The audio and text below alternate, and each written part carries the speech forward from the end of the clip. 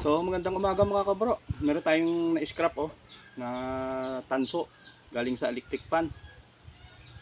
Pero nakakabit pa sa bakal. Kailangan natin to grinderin para makuha natin.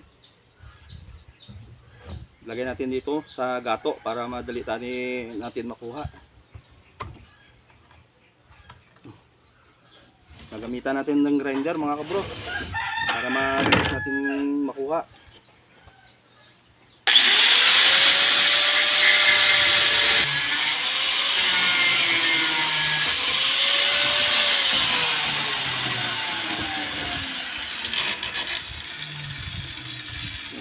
Ito na mga kabro, naputol na natin. Ngayon, aangatin natin ng para makuha natin di sa bakal.